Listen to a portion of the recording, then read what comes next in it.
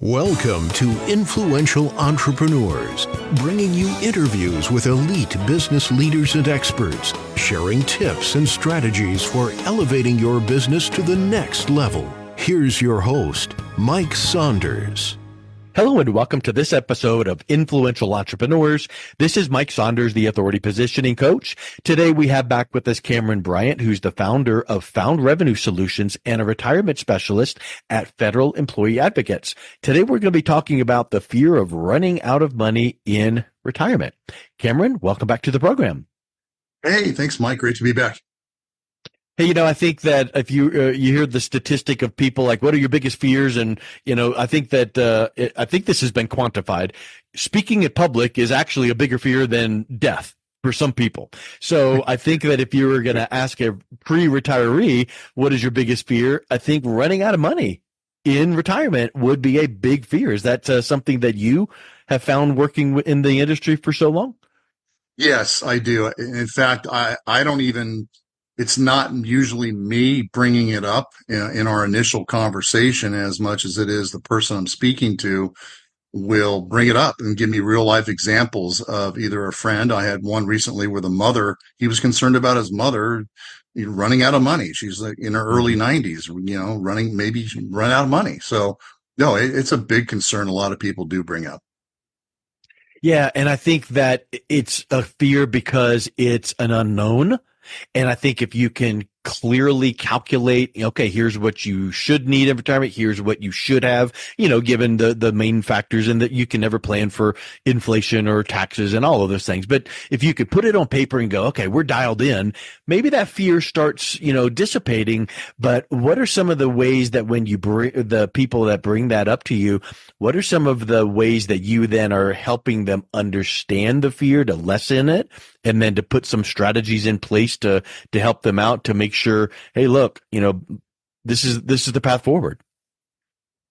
Well, we take a look at each situation differently, but we have some proprietary software, things that we take a look at to find out how much income are they going to need in retirement? What is that income gap? And everybody will have that income gap of this is what they were making while they were working, what is going to be projected for them to make at retirement, taking into account either a pension, Social Security, their 401k, things like that.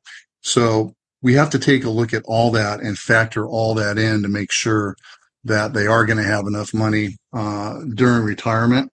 But it's the number one concern for most people, as we mentioned in the beginning there, that they need to make sure that they have enough money. There's programs out there.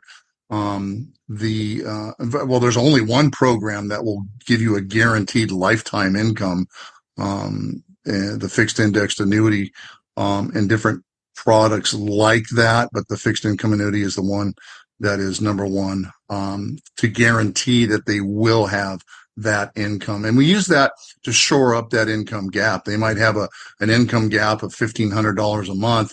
Can we reposition those assets over to get to that number of 1,500, and also take into account, like we talked about before, inflation. That has to factor in there as well. I'm confident that you don't just have your head down on a piece of paper and ask clients questions and fill in the blank and move on. Meaning, hey, how much do you think you'll need in retirement? Oh, okay, that amount, write it down. Oh, and how much do you think you're going to have? Write it down. Because that gap, I would suspect, is a fluid number, and you really probably need to drill down with people to help them really articulate it. And where I'm thinking of that might be, I need this much of retirement because we're going to be retired. We're not going to be spending money like we did. But in reality, you've got more time on your hands to spend money. Maybe you're going to pick up that new hobby and spend more money on that hobby, whereas in your work life, you didn't have the time and you weren't doing that. Or maybe now you have all the time in the world because you're retired and you're going to travel the world. So what are you finding when you're working with clients on coming up with that gap and really dialing it in? What do you see in some of those unrealistic calculations being? Well, what I see is that you're right. It's different for every person. And that's why, And that is identifying the unnecessary risk and developing a plan to help remove that from your financial future, right? So by diversifying the investment portfolio with the proper asset classes, you're intelligently reducing risk and potentially increasing your returns. So that's what we use in our software program to find out, particularly for them. And we take a look at, okay, what is your retirement? I call it, what is your retirement income number? Right? It's different for everybody. Then based on that, we can make recommendations. Part of that is Social Security timing. When is the best time to take that, especially for a married couple? And then adjusting your portfolio along the way, and then get the best number that's going to be there for them along the way. But also, as we're going through on your income plan, we take a look at it throughout the years. Does that retirement income, does that increase, or does it have the chance to increase? That's what we're really trying to provide here. Is we need a way to make sure that that can increase, because we talked about it before. Inflation is going to be there. It's always there. It's always around the corner. Yeah. So we want to make sure that that income plan, I tell people, what is the sequence of withdrawals? We talk so much about the sequence of returns, right? When we're trying to accumulate our money. But what is the sequence of withdrawals? How are we retiring that money in retirement? And where are we withdrawing that money from? And making sure that you're withdrawing it from the right place in the right time, because it reminds me of a conversation I had with someone recently where they were talking about when you hit a certain age, you're mandated by government to withdraw money, and you might go, no, I'm good this year. I don't need to withdraw money out of my whatever account, but you're required to. And if you don't, here comes a big penalty. And then that hits your retirement account, which then impacts running out of money in retirement, right? Correct. Yep. And the government keeps bumping that up. But yeah, that's a big factor too. I think it was at 70.5 and they went to 72. Now currently it's at 73, where you are required to take out a required minimum distribution. Yeah. So those exactly. are just things that people need to know about, and it's not something that's common knowledge. So you need to work with someone that can work with you. That's a big, big piece. But you mentioned briefly too about long-term care or longevity, and that's another hole in the bucket, so to speak, because if someone finds out one day, ooh, I need to access long-term care, that's a pretty expensive proposition that if you're not prepared for, comes right out of that retirement bucket, right? It really does. And as you know, I mean, the statistics are showing that well over 70% of us are going to have some type of a long-term care situation once we're over 60. So that's a pretty high number. So yeah, you do want to safeguard your retirement money. In other words, you want to transfer that risk from you over to another company, another financial institution, to pick that up. So there's different ways to go about that. And so when you're talking longevity and long-term care, for example, on some of the guaranteed retirement income programs, they'll have a multiplier benefit built into it. What that means is, let's say you're getting $2,000 a month on your guaranteed income plan, but you do have a long-term care situation, either at your own home, right? So home health care, or a long-term care facility. The multiplier doubles that income. So now you're going to go from $2,000 per month to $4,000 per month because you had a long-term care situation.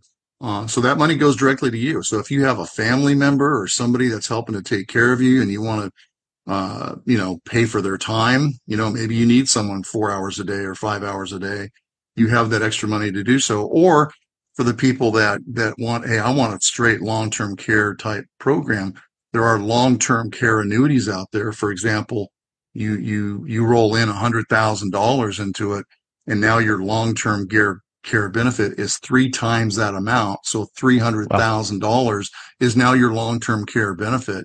I mean, so they've gotten very creative and great ways to use money for long-term care situations, because that's going to be one of the biggest situations going forward. It seems to me like in years past, I remember hearing people go, annuities used to have such a black eye but in decades past, the annuity providers out there have just made them so much better, so much better. But it sounds to me like the long-term care industry has done the same thing, because didn't it used to be like long-term care policies were expensive, and if you didn't use it, then the money is just gone? Whereas now what you're describing is it's kind of like a double benefit in some of these properly structured annuities. Oh, very much so. Yeah, your money's in there growing, but it has a long-term care benefit. So Mm. the benefit is either you're going to use it for long-term care needs, or if you want to do some withdrawals, although I wouldn't recommend it, you have access to the funds.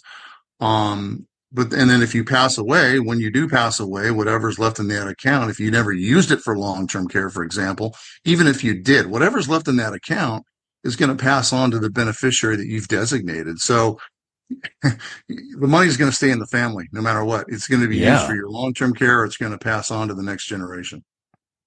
That's pretty strong. And I would venture to say that once, kind of like what we were saying in a previous conversation, like, boy, that peace of mind, right? That sleep insurance, so to speak.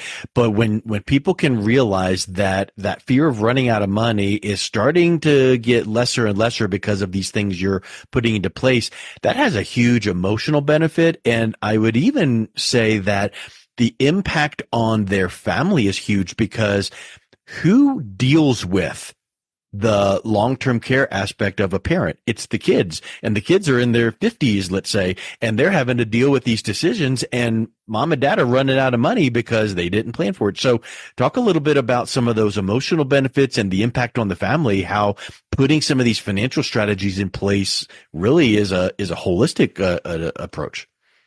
No, it really is. And the emotional part of it, and doing this for close to 33 years now, I've seen the emotional toll it takes on the family, on the son, on the daughter.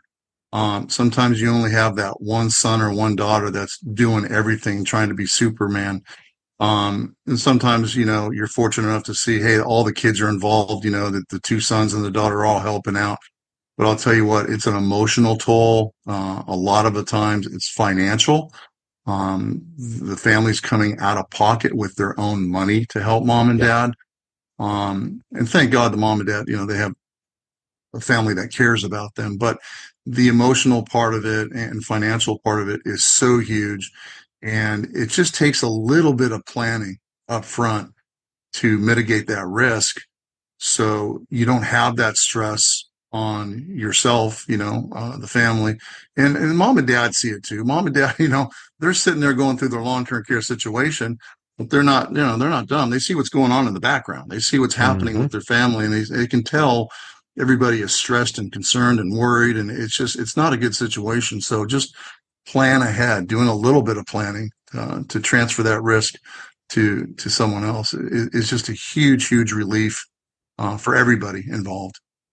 Well, I would even say that it's a relief, but it's also a gift that the parents are giving to their legacy, their family, because when they put these plans in place to make sure they don't run out of money in retirement, that's for their own benefit, of course. But then when you prevent those emotional stressors and the impact on the family, like what you're describing, it's Yes. almost like a huge, like as an example, from a personal example, before my parents passed away, they sat me down and said, listen, we planned for our death. We've got our plot, we've got our headstone, we've got this and that.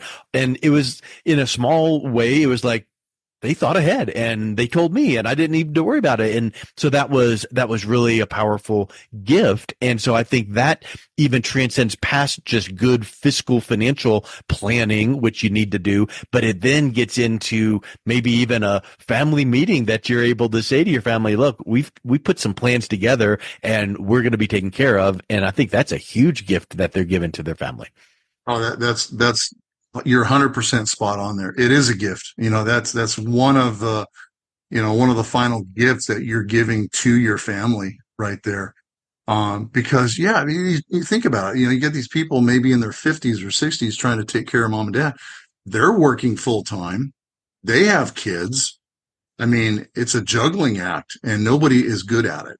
Yep. So yeah, it's a huge gift to provide that for your family, that you're thinking about them, and that's important. And just to kind of wrap up the thought about the fear of running out of money in retirement, I'm sure that we could go to any of the people we see on TV and pose that question, and they'll go, oh, well, we've got this fund and this and this and this. But if your money is in the market, air quotes, there is no guarantee, and that market volatility and risk and all of that, no matter what people can say, oh, it's low risk and all that, there still is that fear there. But that's why you specialize in putting together that safe, protected bucket and go, look, the reason we can mitigate or lessen that fear of running out of money is because this money is guaranteed. It's protected. I think that's a huge piece that when people can check that off in their mind, that really gives them so much. So talk a little bit here as we wrap up the aspect of guaranteed and protected and how that relates to never running out of money in retirement.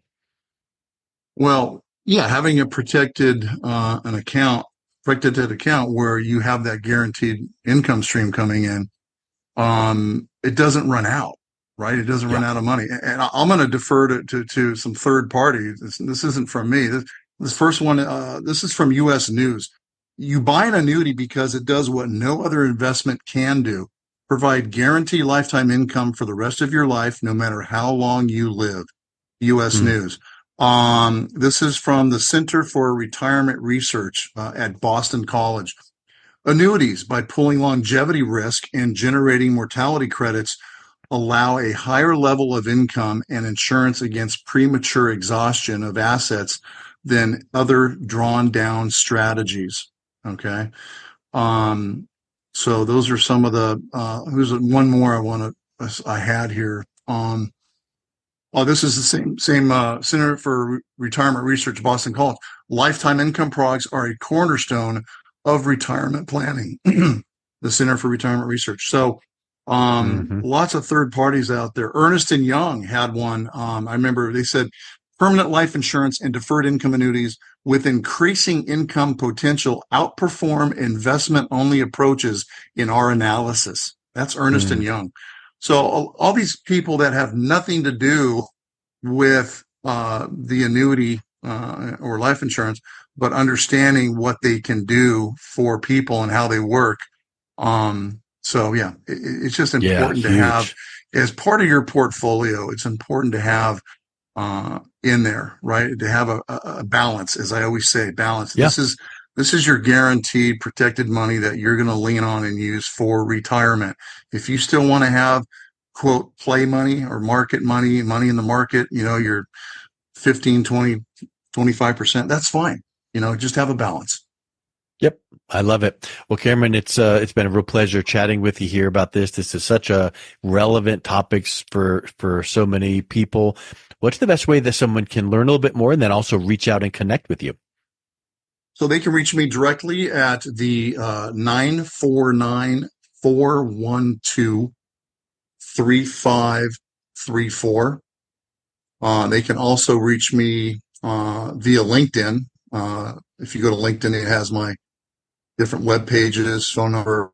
I have an actual web page, which is Federal Employee Advocates /Cameron.